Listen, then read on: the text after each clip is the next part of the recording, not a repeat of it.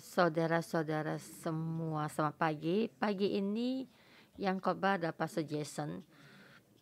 Pagi ini kita merenungkan Yesaya pasal 9. Kemarin membahas tentang Yehuda dan Israel mengalami penghakiman, tapi ada penyelamatan.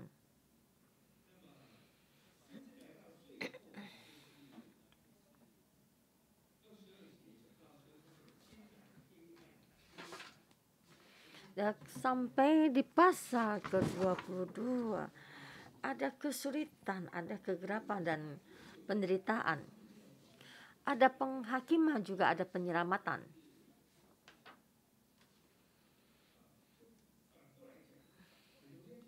Dan sampai di pasal ini berbalik membahasnya. Jadi membicarakan atau maksudnya dibalikkan dari pembicaraan.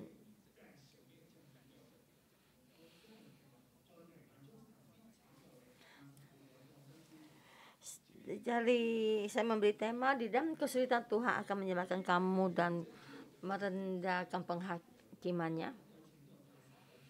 Dari sini ada penghakiman, tapi Tuhan tidak merendahkan, menurunkan penghakimannya.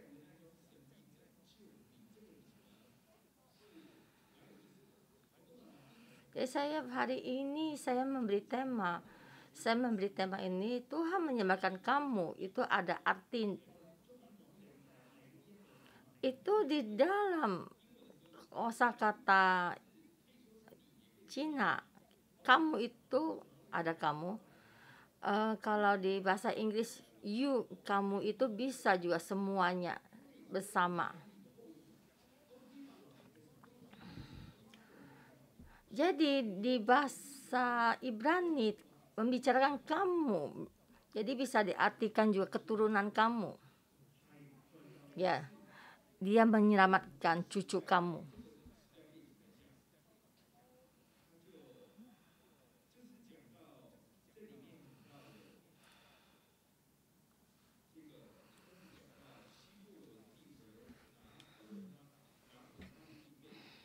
Itu di Yesaya pasal 9 ayat 1 ini dikatakan tentang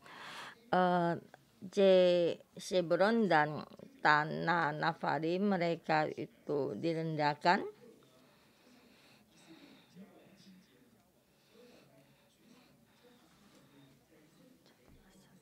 Yaitu di saat sebelum masa itu 34 di dalam kejayaan Raja Ahaz, yaitu Asyur datang menyerang kerajaan selatan. Yang pertama, mereka membawa Zebulon dan Naftali di dalam pembuangan. Jadi dalam keadaan ini kerajaan Israel belum dalam pembuangan itu 700 kemudian. Dan Tuhan berkata, saya akan menyelamatkan kamu. 700 tahun kemudian saya akan menyelamatkan kamu. Dari biasanya dengan 40 tahun dalam satu abad itu mereka melakukan satu abad-abad ya. Tapi ini 700 tahun ya. Jadi ini usia 20 tahun mereka menikah. Jadi 40 tahun itu berarti 4 generasi, tapi 700 tahun itu 18 generasi. Jadi 18 generasi saya datang menyelamatkan kamu. Dari saat itu Yesus lahir dan ditambah lagi 30 tahun. Dan terima kasih Tuhan, menunggu sampai ke generasi ke-29 sudah menunggu. Bukannya semua orang yang menerima Mesias ditambah lagi 2000 tahun. Dan saya berkata, di dalam kesulitan Tuhan pasti menyelamatkan kamu. Tapi Tuhan tidak menurunkan kualitasnya. Keselamatan Tuhan pasti datang. Ayat 1, tetapi tidak selamanya ada keselamatan untuk negeri yang terhimpit itu, kalau dahulu Tuhan menandakan Zebulon ya. Ini yang di sini ada kesama dengan Yesaya pasal ke-8. Jadi Zebulon dan tanah Zebulon dan tanah Naftali di manakah di kemudian hari akan memuliakan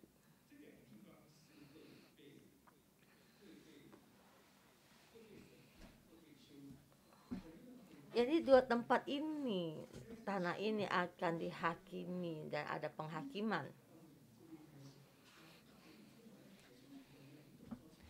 Jadi 700 kemudian Yesus memulai pelayanannya mulai dari tempat ini.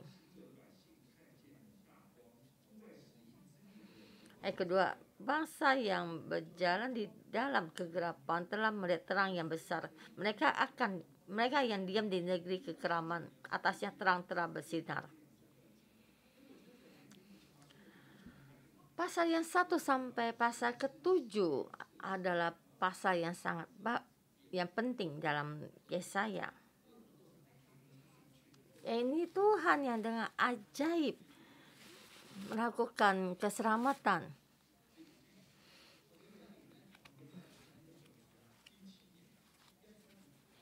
Itu saya ingat tahun 2017 menyanyikan lagu ini, Tuhan lahir untuk kita, putra diberikan untuk kita, dan itu keselamatan akan datang.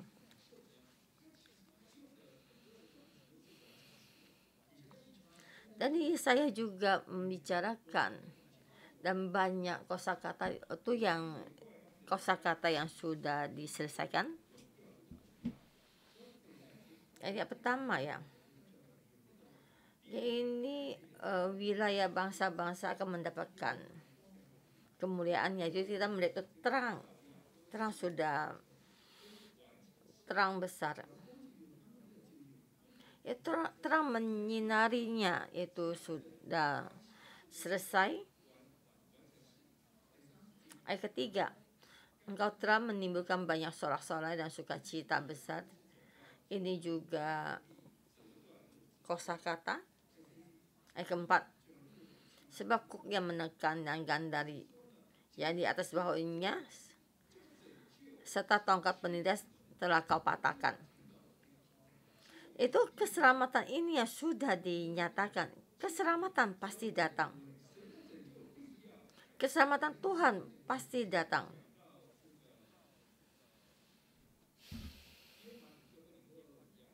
Jadi seperti sekarang tahun 2022 ini penyertaan Tuhan datang.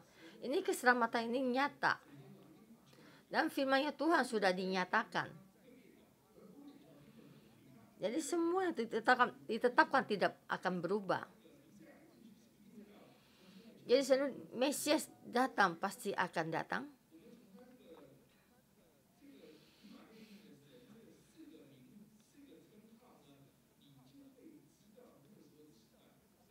Jadi dia mulai Tuhan yang Immanuel ini, kita tahu generasinya.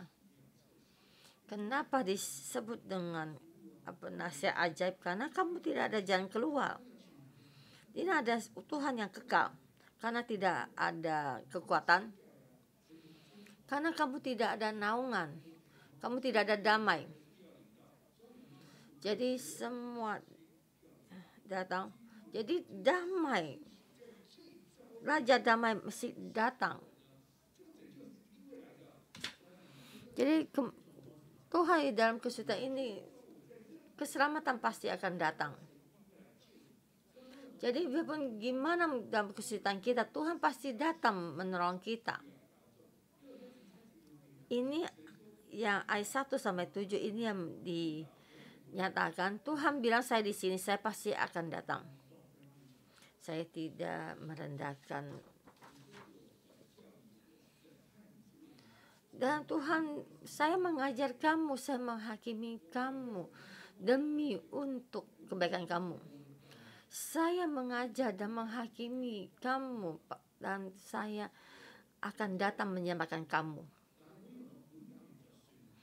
Jangan merasa saya sudah mengajari kamu, sudah cukup. Tapi saya mengajari kamu supaya kamu bisa jalan kembali ke jalan yang lurus. Tapi saya sudah mengajari kamu dan menghakimi kamu. Tapi kamu tidak berjalan ke jalan yang lurus, tapi terus juga mengajarkan kamu.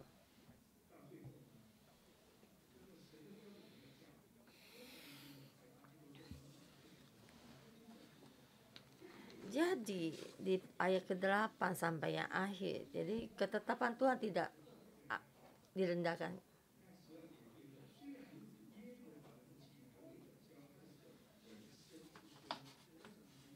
Ayat 12 yang terakhir, sekalipun semua ini terjadi, mukanya belum surut dan tangan masih teracung. Ayat 17 dan 21 sama. Jadi di saat dikatakan, Bapak begini,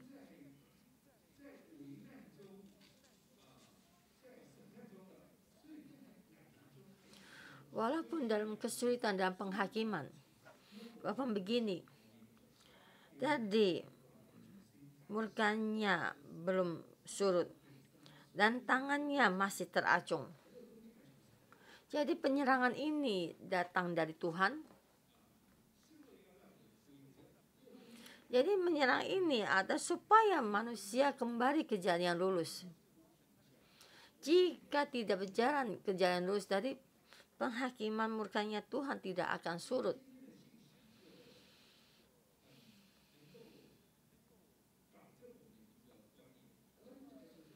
Jadi hari ini berita ini untuk meluruskan pandangan kita. Kita merasa sesudah ada penghakiman, ada penyelamatan. Bukan begini. Sesudah kita dihakimi, kita jalan ke jalan yang lurus, maka ada penyelamatan. Jadi sini seperti di gereja kita selalu melakukan pengakuan dosa. Kenapa kita mengaku dosa? Jadi kita mengaku dosa, kita berkata kita berdosa. Memang sebenarnya kita mempunyai dosa.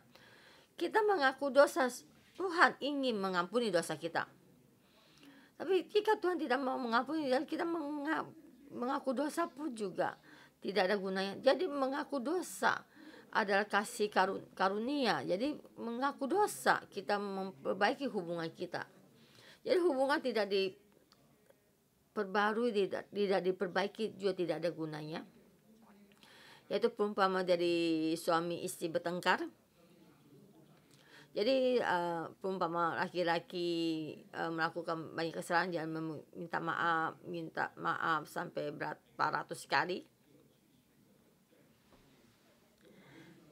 Jadi istri kalau ingat dan selalu tidak suka, ya, tidak senang dan selalu mengikuti masa ini, dan suami marah dan gebrak meja, dan saya sudah minta maaf beratus kali tapi masih tidak suka. Jadi minta maaf untuk memperbaiki hubungan.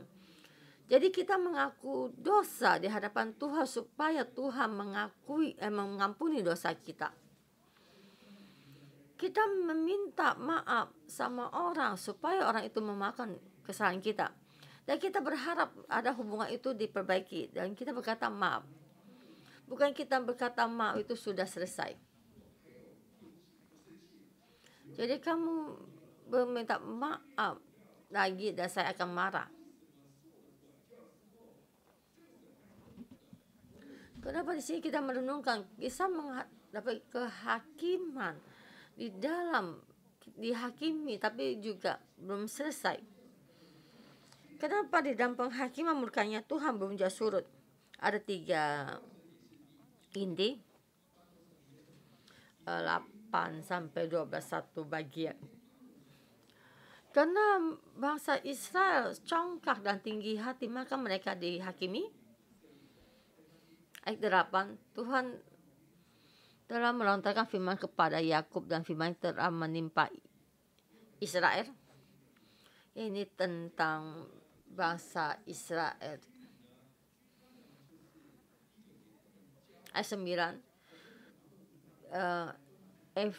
yaitu bangsa Efraim dan penduduk Samaria, mereka congkak dan tinggi hati.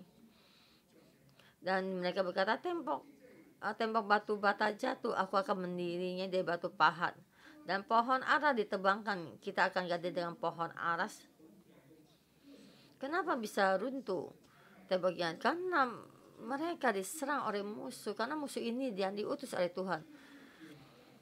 Jadi musuh yang mereka percaya itu Aram dan juga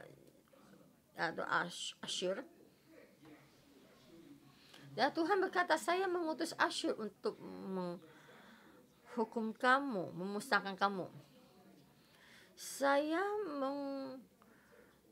menebangkan pohon ara dan juga melubuhkan tembok batu bata. Tapi bangsa Israel juga tidak berkata tidak. Apa-apa saya bisa dirikan kembali dengan batu pahat dan juga menggantinya dengan pohon aras. Dan ayat 12 juga, timur ada orang Aram dan barat ada orang Filistin, tapi bangsa Israel juga tidak bertobat. Dan bangsa-bangsa datang menyerangnya.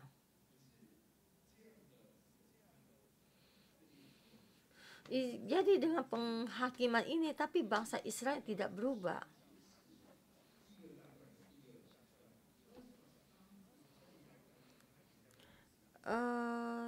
Di ayat 13 sampai 17 itu tema yang kecil dari tema yang besar ya.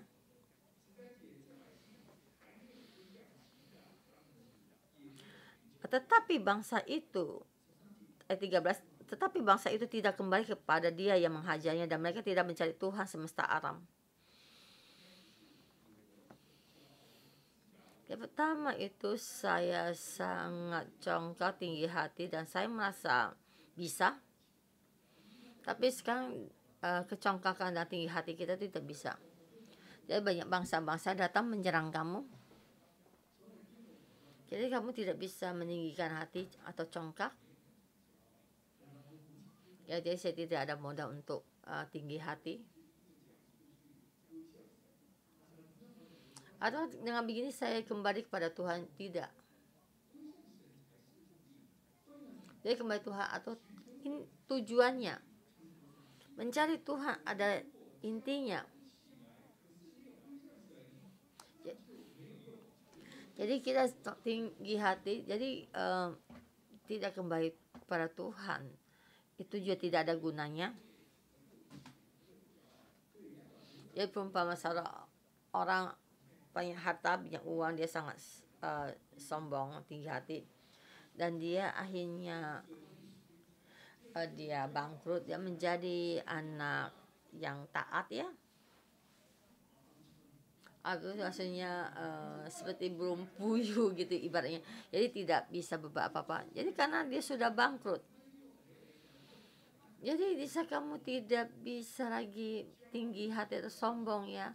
Bapak kamu datang mencari Tuhan tapi tidak. Orang yang sombong berpikir nggak apa-apa, saya bisa membangunnya kembali. Saya pernah berhasil, jadi sekarang saya gagal, saya akan memulai lagi keberhasilan saya. Ya, ibaratnya contohnya begini.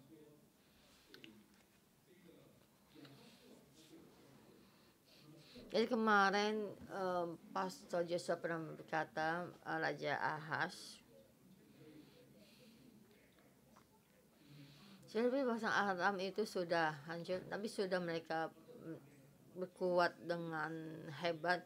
Jadi kita datang untuk menyembah berharapnya, tapi dia tidak kembali kepada Tuhan. Dan terus Tuhan terus mengajarnya dan terus mengajarnya. Ya, contohnya seperti begini. Dan juga mengajar kepada tua-tua dan juga kepada nabi. Dan mereka membuat satu jalan yang tidak baik,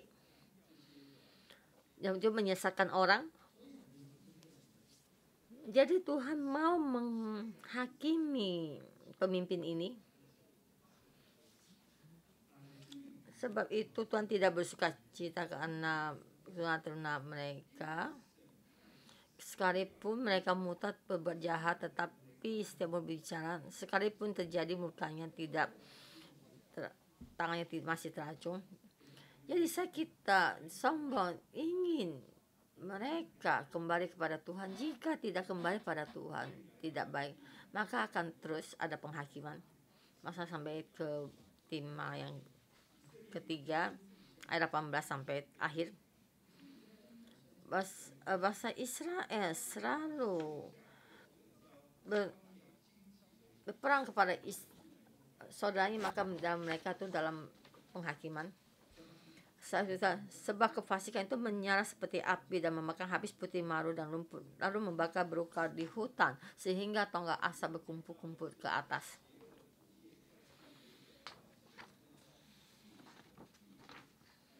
Di sini katanya orang api yang tidak baik, congkak. Di sini dikatakan saksian itu Efraim memakan Manasye, Manasye memakan Efraim. Sebenarnya Efraim dan Manasye ini mereka saling menyerang, adalah menyerang karena saudara ini menyerang. Jadi Manasye menyerang, mereka bersatu untuk menyerang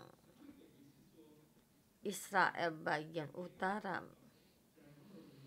Jadi di sini dikatakan mereka tidak mengandalkan Tuhan. Jadi akhirnya mereka saudara sama saudara saling membunuh, menyerang. Jadi sama bangsa asing juga sama. Orang bangsa ini siapa yang paling hebat, jadi di sana untuk bisa itu bangsa Aram bangkit jadi jadi bangsa Asyur, Raja Asyur bangkit dan maka bangsa Asyur yang berkuasa. Jadi kerajaan Babylon yang berjaya, maka kerajaan Babylon yang berkuasa. Jadi bangsa-bangsa juga begini. Jadi akhirnya Israel menjadi begini. Tidak ada saling mengasihi. Jadi pengajaran Tuhan tidak berhenti. Jadi kita merenungkan kembali ketiga penghakiman ini, kecongkakan tinggi hati, artinya apa? Itu tinggi hati, congkak terhadap Tuhan. Dan berkata pada Tuhan, saya bisa, saya sanggup. Mengandalkan diri saya sendiri tidak apa-apa. Jadi Tuhan membuat supaya tinggi hati kamu hilang. Jadi orang sombong itu tidak ingin terhubung dengan Tuhan dan tidak ingin kembali kepada Tuhan dan tidak mencari Tuhan. Maka terus juga diajar. Jadi menghayat itu sama tingginya, derajatnya, sejajarnya sama, dan terus menyerang, dan Tuhan terus mengajarnya. Jadi di sini dikatakan Tuhan tidak pernah merendahkan kehendaknya. Yesus dengan orang berdosa bersama, karena Yesus berkata, kamu tidak bersama karena Tuhan yang kekal.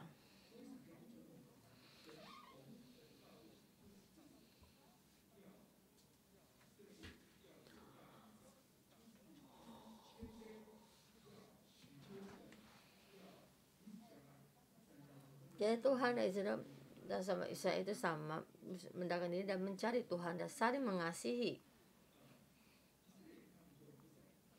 Jadi orang bangsa Israel tidak memahami. Dan mereka tahu, tapi mereka terus dengan hati mereka tetap keras. Jadi sini begitu tema ini. Jadi dalam kesulitan Tuhan pasti akan menyelamatkan kamu.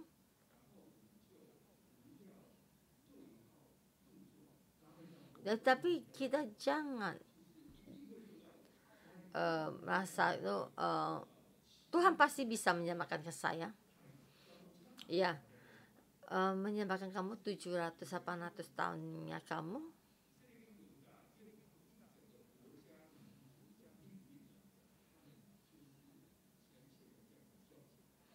Jadi bahasa Israel dan Yahuda dengan kerajaan ini jadi masuk di dalam keadaan seperti ini.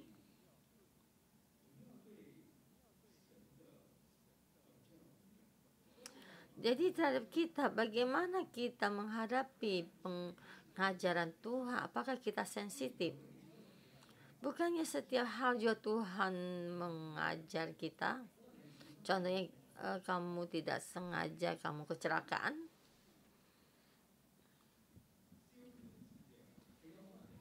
ya ada kemungkinan begini. Tapi jangan kita semua ini kita dimasukkan di dalam Tuhan, maksudnya kecelakaan tidak sengaja gitu ya.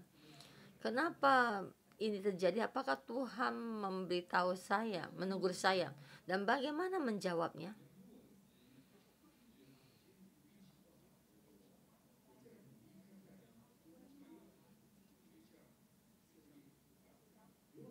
Jadi saya merasa nasib saya tidak baik dan saya coba lagi. Jadi saya akan bisa berubah sama seperti Yahuda dan Israel dan terus maju dan merasa tidak ada Tuhan dan merasa saya bisa. Dan saya merasa pendidikan saya tidaklah baik ya, saya yang sangat baik dan keadaan saya juga bagus dan juga bahasa saya juga bagus dan saya backingan saya bagus, di belakang ada yang menopang. Kenapa tidak bisa? Kenapa setiap keputusan yang saya ambil itu banyak yang salah? Dari sini mana saya mengambil keputusan salah, saya akan memperbaikinya. Jadi dalam pemikiran kita tidak ada Tuhan. Jadi tidak Tuhan masuk di dalam kehidupan kita. Jadi kita masuk di dalam pasal yang ke-9 ini, walaupun dalam kesulitan, Tuhan pasti nyatakan akan menyelamatkan kamu. Tapi saya semua hidup saya tidak bisa menunggu. Karena anak saya yang bisa menerima keselamatan ini, kemungkinan cucu saya.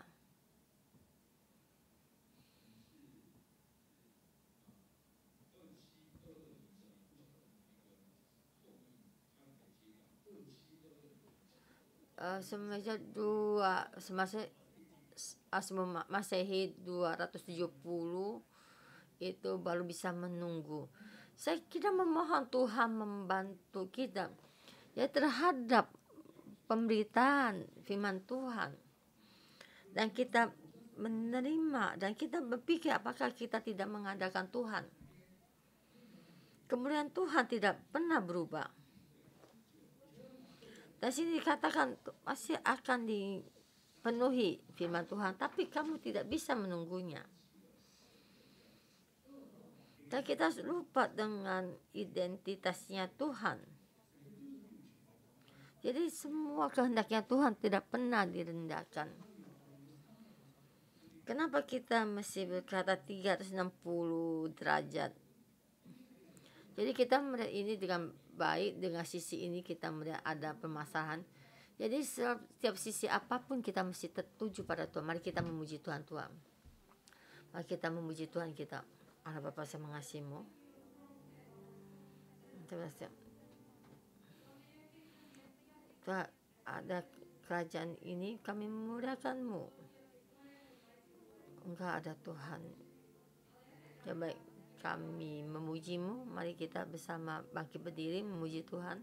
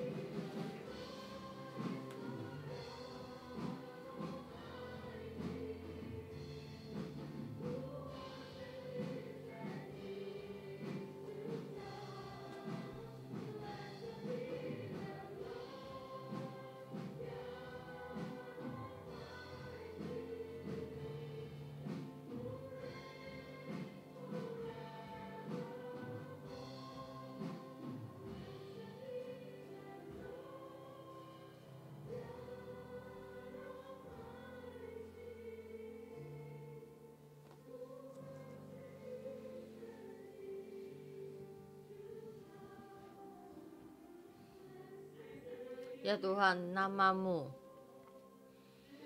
Engkau Tuhan yang esa. Kami sekarang, masa lalu sekarang dan masa yang akan datang. Tuhan menjadi Raja sampai selama-lamanya. Tuhan, kami memuji-Mu. Tuhan, kami memuji-Mu. Karena Engkau berkuasa menjadi Raja sampai selama-lamanya. Tuhan, kami memuji-Mu. Tak penyelamatan-Mu. Tuhan, kami berdeklarasi keselamatan Kamu mengalir. Karena Engkau berkuasa. Engkau menjadi Raja. Kamu satu anak lahir untuk kita, seorang putra telah diberi untuk kita. Lambang permintaan ada di atas bahunya. Namanya adalah Penasehat Ajaib, Allah yang perkasa, Bapa yang kekal, Raja damai. Tuhan, kami memuji-Mu. Kami memuji-Mu. Kamu hari ini, keadaan kami sekarang ini, Engkau datang di sini dan menyerahkan kami. Kami memberikan satu terima kasih yang banyak. Mari kita bersama, kita angkat tangan kita deklarasi keselamatan Tuhan. Kita memuji Tuhan. Keselamatan Tuhan sama ini sampai di dalam kita ini. Tuhan, kami memuji-Mu.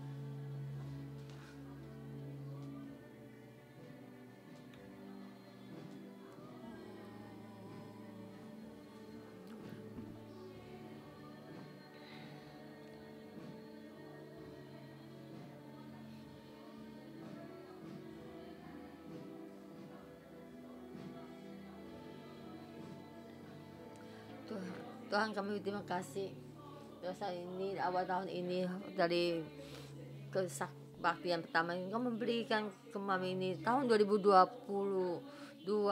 Tuhan penyelamat kami dalam ini. Batra kami melihat keselamatan dari-Mu, keselamatan hadir dalam rakyat-Mu, keselamatan pasti akan pada kami, pada generasi kami. Itu kemuliaan-Mu Tuhan, kami percaya dan kami bertegas untuk kemuliaan Tuhan penyelamat tahun 2022. Berapa sekali dalam kegelapan, di dalam kegelapan, bagi rakyat yang berjalan melihat terang-Mu yang besar ini, itu ada terang menyinarinya. Tuhan, kami berdeklarasi Tuhan penyelamat, terangnya Tuhan hadir. Tuhan, kami berterima kasih.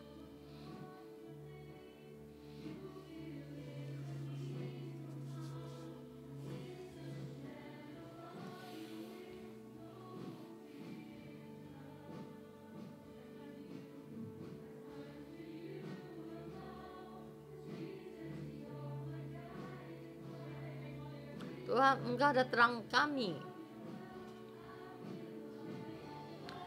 Tuhan, terang-Mu menyinari kami.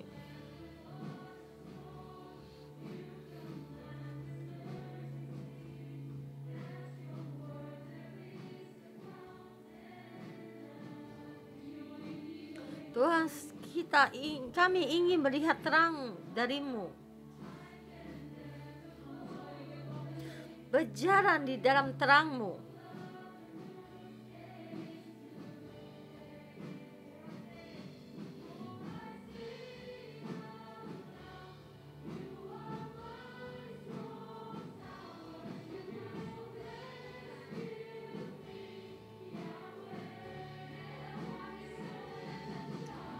Tuhan, ada penyelamat kami.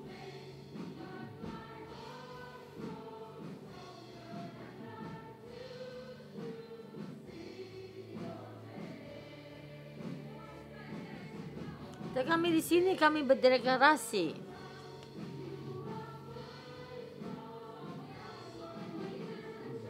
Tuhan, Engkau adalah penyelamat kami. Sudah hamba pun di dalam penghakiman, tapi Tuhan, Engkau menyelamatkan kami.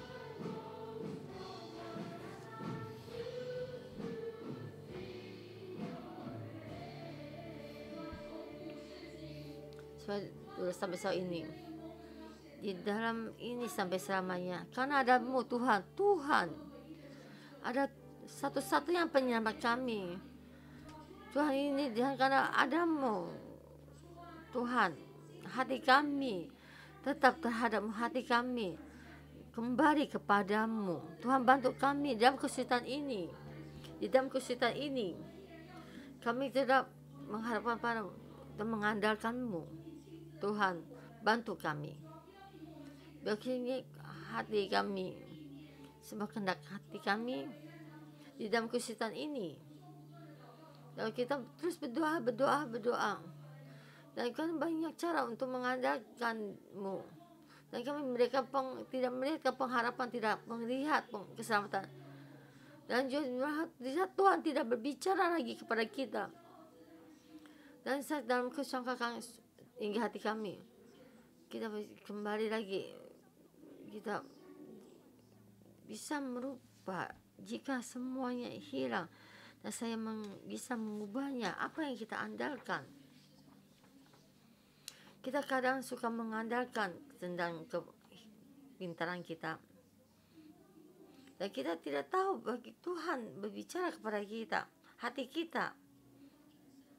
Kita berdaya berbalik kepada Tuhan, tapi hati kita berbalik kepada dunia ini, mengandalkan dunia ini. Tuhan, Engkau ampuni semua yang dalam diri kami, kita mencongkak dan tinggi hati, dan kami tidak berbalik padamu. Dan Tuhan, kami di sini, kami datang ke dalam bait suci-Mu memuji-Mu, tapi hati kami, supaya hati kami bisa terhubung denganmu. Semua Tuhan buka, tapi tangannya aja tetap teracung. Dan kita melihat setiap hati kami. Tuhan, kami tidak di saat kami tidak kami mengandalkan kekuatan kami itu membuat murka. Tuhan, saya mewakili setiap orang. Soal di dalam Roh Kudus menyelidiki setiap kami.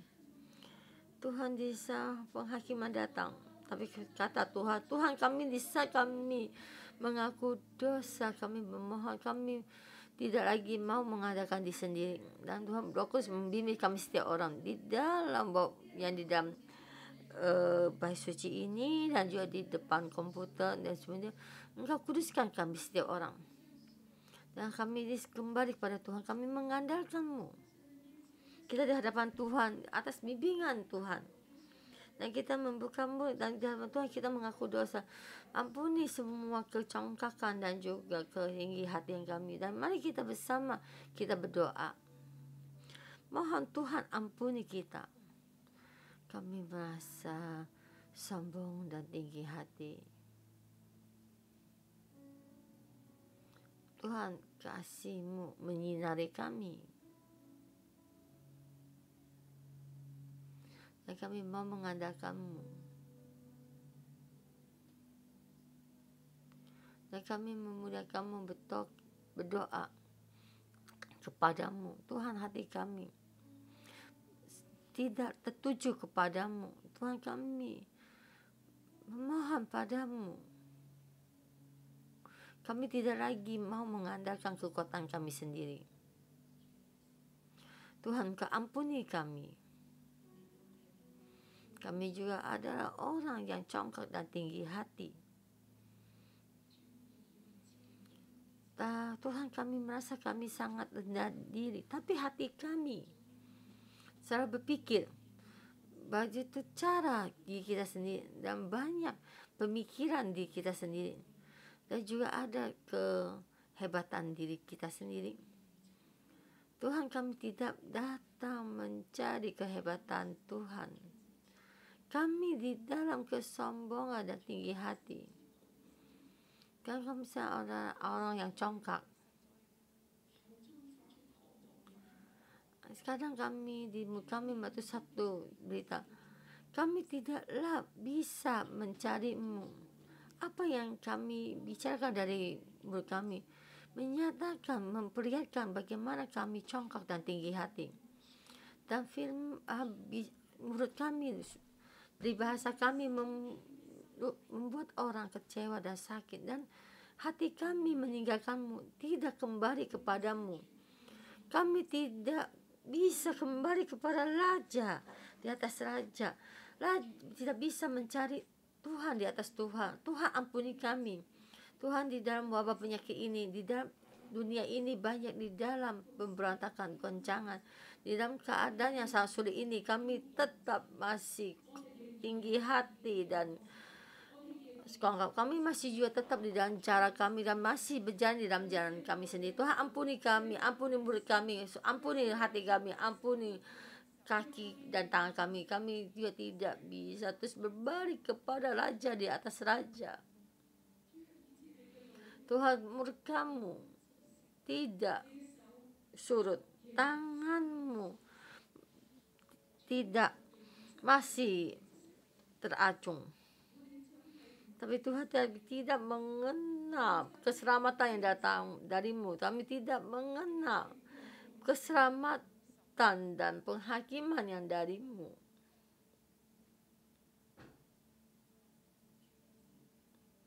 Tuhan, ampuni kami. Bolehkah tangan kita letakkan di dada kita, dan sekali lagi, dan kita berbicara kepada hati kita, hatiku, dan kita berbalik kepada Tuhan. Hatiku, kita berbalik kepada Tuhan. Lepaskan dari belenggu dari dunia ini, lepaskan dari semua kebaikan, hidup tenang. Hatiku tertuju kepada Tuhan.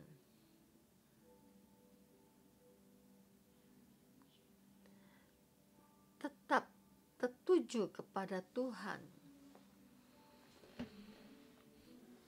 Tahan terang-Mu mempengaruhi kami.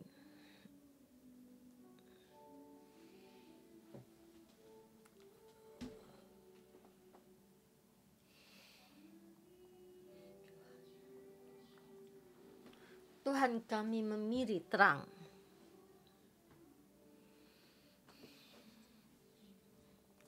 Tuhan memilih Engkau.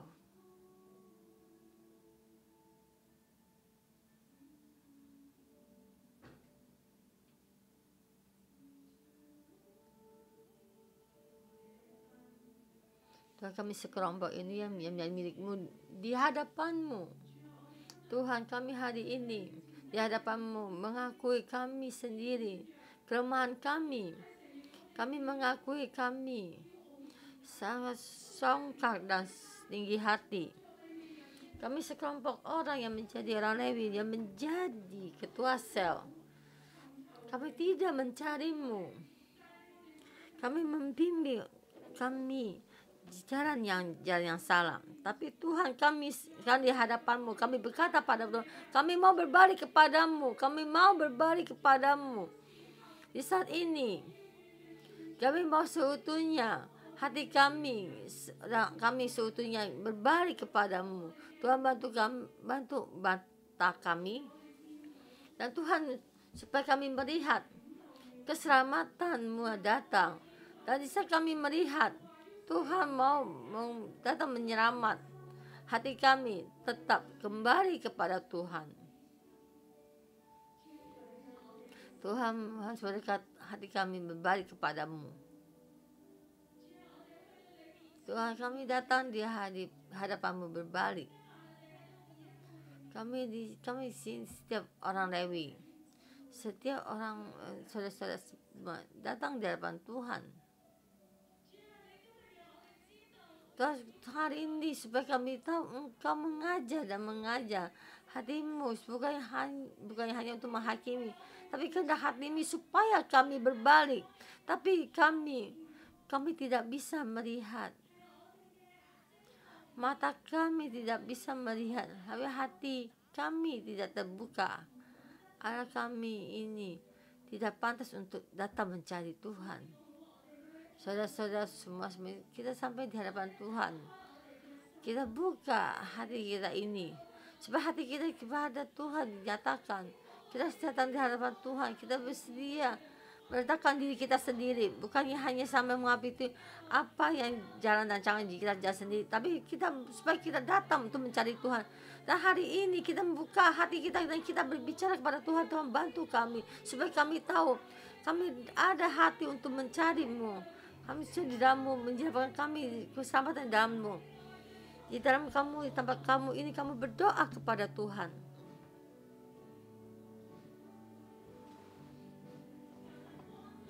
Memohon Tuhan menyinari kita apa yang tidak bisa kita letakkan, dan mohon pada Tuhan apa yang mata kita yang tidak bisa kita lihat.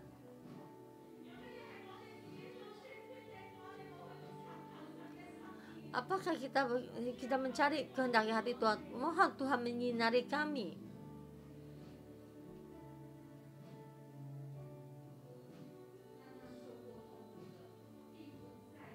Dalam kesehatan pasti ada keselamatan. Di dalam kegelapan ini, bahaya jalan ini, dan melihat terang besar ini. Di dalam dunia ini ada terang menyinari kami. Dan bagaimana dalam kelemahan kita kota ini, tapi Tuhan ini yang sudah mengalami kesulitan akan melihat terang. Di dalam penghakiman ini Tuhan, kami semua dalam keselamatan-Mu.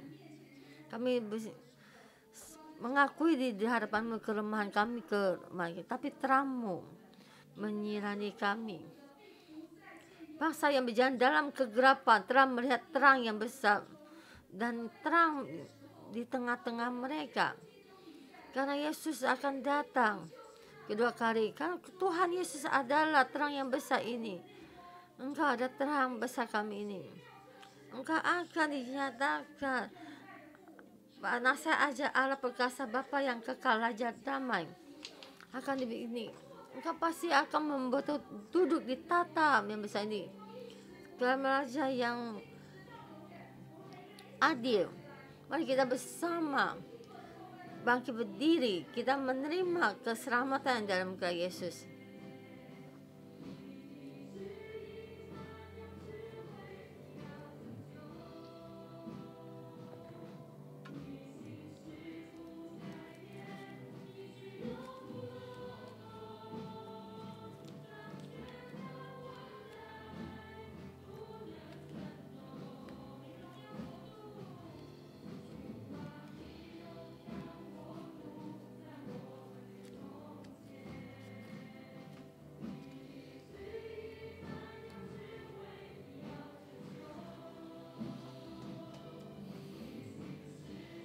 Kejadian di semua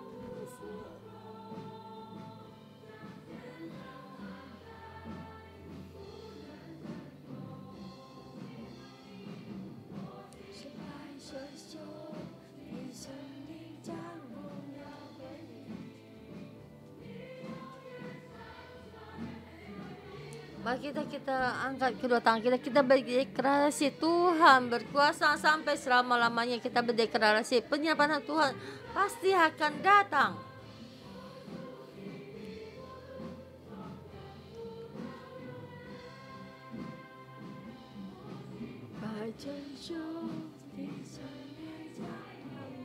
Tuhan, kami mengundang-Mu.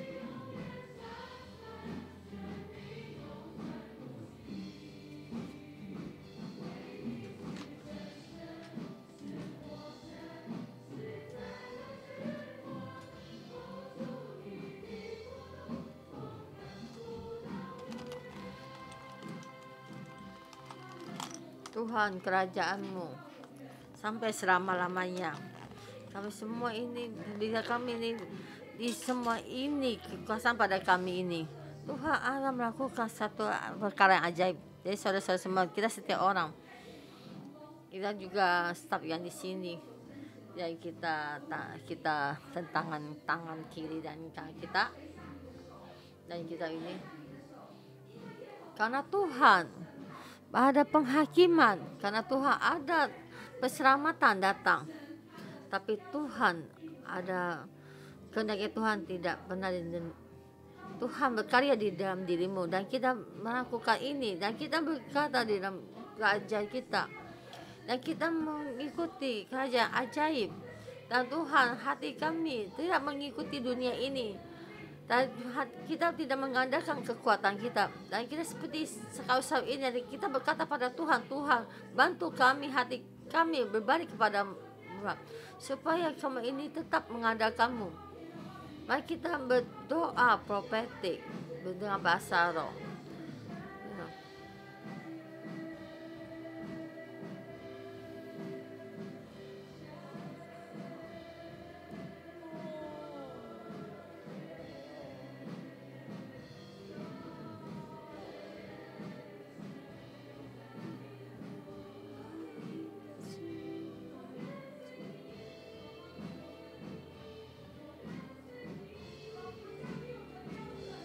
Bukan hanya kehendak kami sendiri,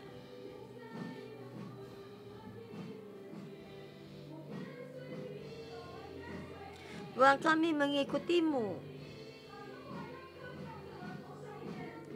dan berkat-Mu ada di dalam kami, atas kepala kami.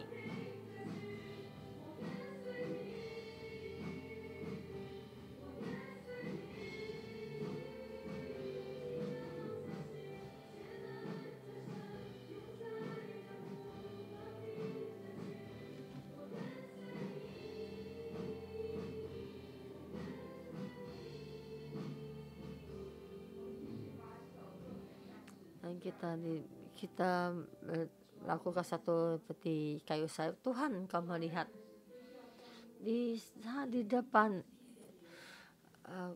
kayu salib-Mu. Tapi Tuhan, kami hari ini tubuh kami seperti kayu salib. Tuhan membuat kehidupan kami dan sama seperti ini. Jadi ini satu-satu. Tuhan, kita mencari keselamatan dari Tuhan. Tuhan, kami dalam pohon kehidupan ini. Tuhan, kami di dalam terang-Mu. Tuhan, kita dalam Kristus itu mengandalkan. Ini satu-satu ini mengalir. Ini satu-satu mengalir. Kami sepenuh hati berbalik kepadamu, karena kami tidak berdaya. Kau memberikan kasih karunia-Mu, keselamatan-Mu. Seperti Pastor Jason berkata, kamu pasti diselamatkan. Kamu akan mendapatkan keselamatan. Juga termasuk anak-anak kita, cucu kita, dan keturunan kita. Sampai 700 kemudian.